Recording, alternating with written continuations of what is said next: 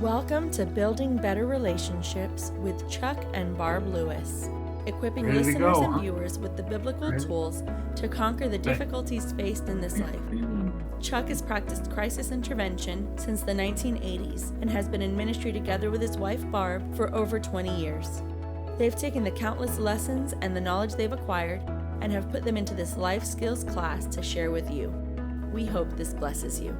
Well, hello again. I'm Pastor Chuck Lewis, and this is my wife. I'm Barbara. And we're excited to be with you again for another broadcast on building better relationships. And we try to pick topics that we hear about other people talk about a lot, and emails and things like that. And if you ever want to email us, you can do that if you want to have a topic talked about that we haven't talked about yet. We'd be glad to look into that and see what we can do. So what are we talking about today? Today we're going to talk about disappointment. Oh my goodness. How do we handle disappointment? I hope you don't get disappointed when you hear this, but disappointment is something that we all experience, isn't it? It is. Yeah. Yeah, I don't think it's possible to go through life without experiencing some disappointment. Yeah. It that would be kind of a fantasy world to go throughout all of life and not have any disappointments. So, maybe you're experiencing a lot of disappointment right now. Maybe you have through your whole life. Sometimes childhood can start out with a lot of disappointments, and then we can carry that all the way through our life. But, God is teaching us that He wants us to be free from all those past hurts and disappointments. And I know growing up with my family, they're in heaven now, but they were Christian people, but we had a very dysfunctional family, and the social skills just was not there. Just giving you an example, they wanted to know what my boundaries were so they could make sure they broke them. And, that was so hard. And I was really excited to not be in that family anymore and incorporate new people around me that could be my new family that would really honor me and honor my boundaries. And God gave me that. I think that's why God gives us the family of God. Yes. And friends are the family we choose. Yes. Our blood family isn't always what we need or would like to have had. Yes. But God, we can get in touch with our church and small groups and Bible studies and things and form relationships with people that can be that family for us. Well, that's so important, because the reason why I brought that up is because I could have really been bitter by all of those things that happen in life, and then go throughout in my entire life and blame it all on my family of origin, and become a very critical appointment and would disappoint a lot of people by my behavior. And I could justify that behavior by saying, well, you just don't understand what I've gone through, and then just blame it on them for the rest of my life. But it's tragic when we go through a lot of things like that, but it doesn't have to be the outcome. We have the choice to learn tools and skills ourselves and go through the forgiveness process so that we're not carrying out that disappointment the rest of our life.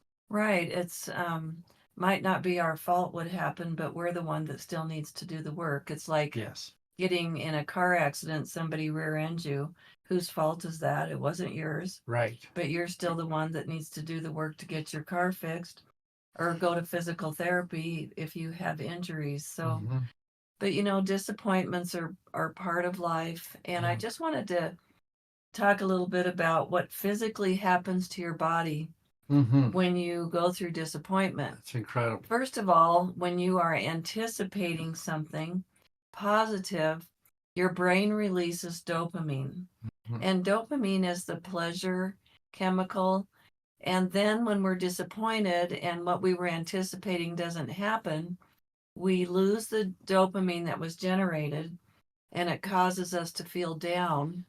And then the disappointment also stimulates our parasympathetic nervous system, and chemicals are released which trigger melancholy, inertia, we just can't move or make ourselves do anything, and can even a feeling of hopelessness.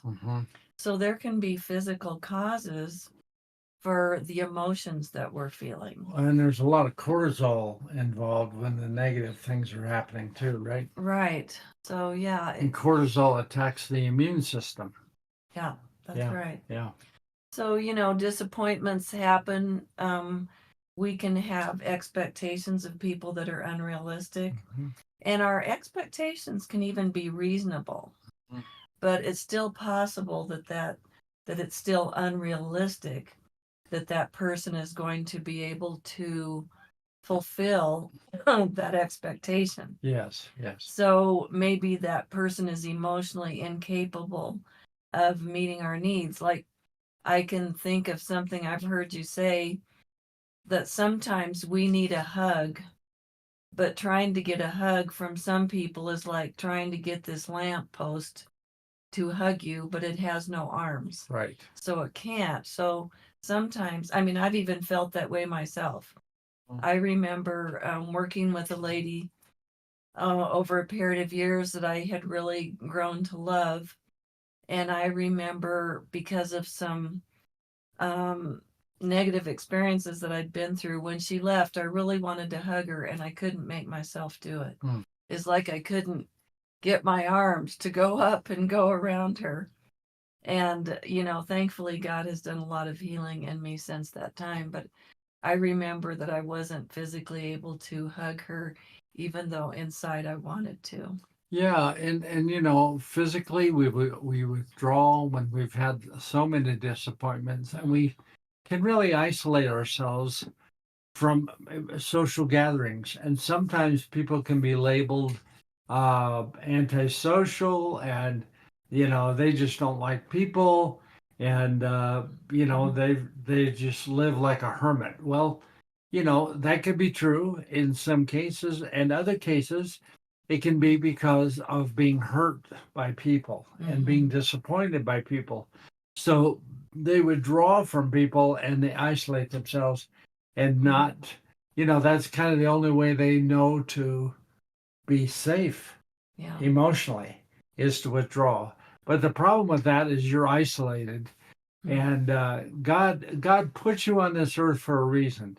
He did not put you on this earth to live in a closet and to be just isolated and feel like you're not making any difference in anybody's life. You're not making a difference in your life. He wants us to enjoy our lives. He wants to use us in a powerful way. And so we encourage you today to look at the things you've gone through, and instead of being bitter from it, you can be better from it. Yeah. So what are some good ways to work through your disappointments? Well, I was hoping you knew. How do you get to the point? I was hoping you knew that, Snake. Well, I think the level of importance that we place on something would determine our level of disappointment when it doesn't happen. And, we might be so disappointed by something that happens that we might even need to take a time out because we're so angry or Right. so upset. And so timeout might be the first thing we do to let the adrenaline level come down. Right. I think it's really good for us to accept and process the feelings that we're having. Yeah, sure. And I think to even think about, what do I feel that describes that disappointment? Like, am I frustrated? Am I sad? One thing that disappointment can cause is grief. Oh, it can. I remember a time when I was, this was huge, but our granddaughter at 7 months old died of SIDS. And oh my gosh, that was so hard. That was so devastating. It really was. And I just remember having such a longing for her for about 2 years. And one day in church, I heard the song, You Alone Are Worthy of the Longing of My Heart. Mm. And it was as though I had never heard that song before. Yeah. All of a sudden it stood out to me, and I felt like God was saying to me, you've been longing for this baby who is with me in heaven for 2 years, and it's time for you to let that longing be for me. Boy, And that's what the Lord was saying to that me. is so good, because I'm sure we're talking to people, Barb, that have experienced that loss in your Yeah. life.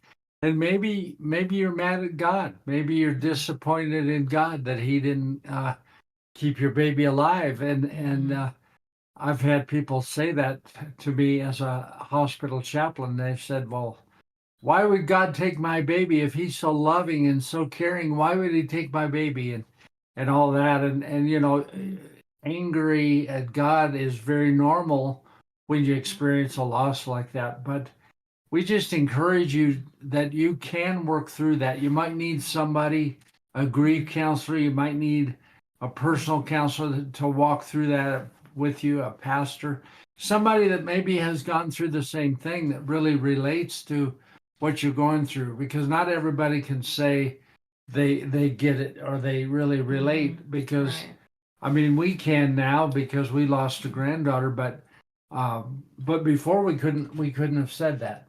So, Right. you know, getting with somebody that is not only empathetic, but somebody that can really guide you down that road, that you can put that to closure and you can get some resolve on that. Yeah, and we really need to grieve that loss. Disappointments can Absolutely. be losses, where they can be small or they can be really huge, Yes. but those disappointments need to be processed. Mhm. And I think it's important to take care of ourselves. Like that was a really huge loss and disappointment for us, and it was important to do self-care Mhm. to make sure that we got rest, that we processed the feelings that we were having. And those feelings went on for a long time. I can remember being at the mall and seeing clothes for toddlers, and that would immediately trigger grief in me.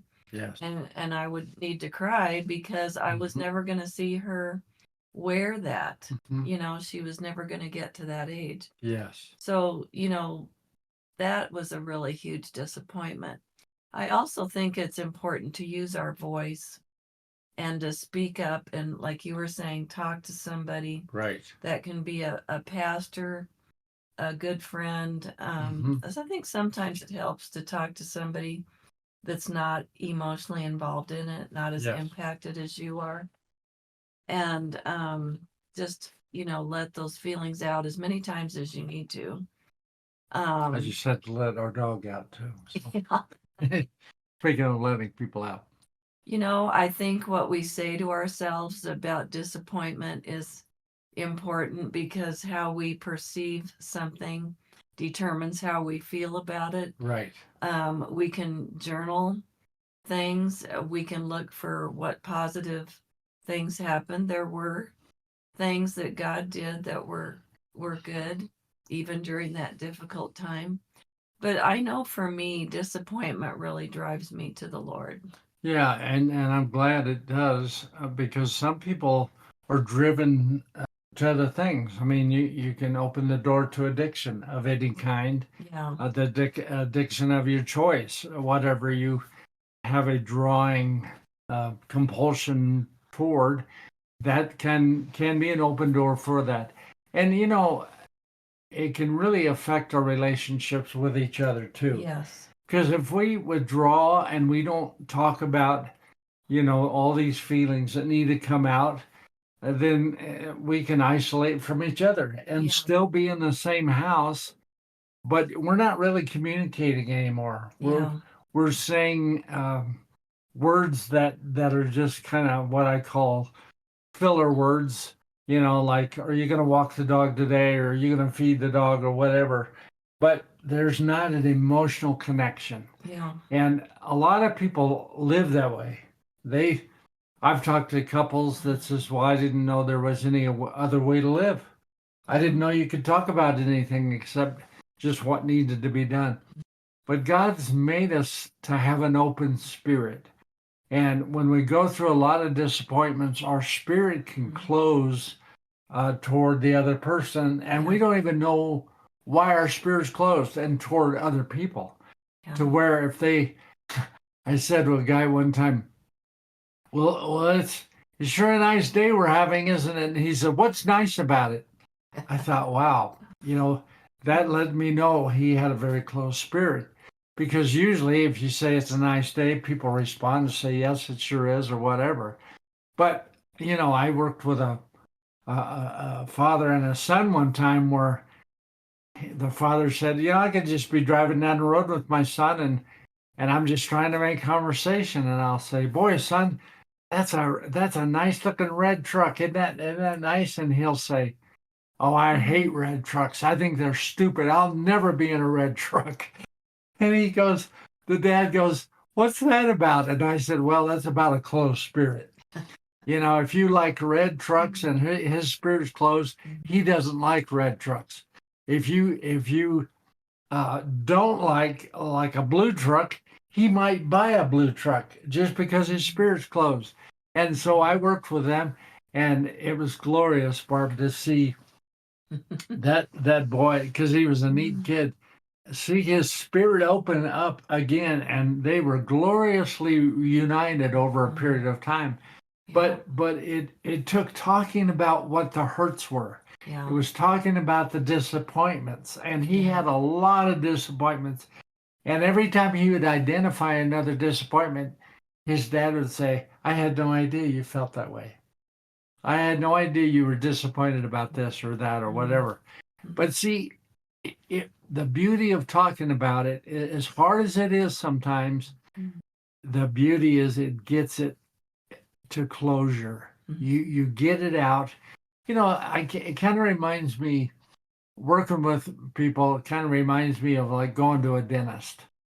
Why, if you've got a toothache, why would you go to a dentist and he sticks a needle in your gum?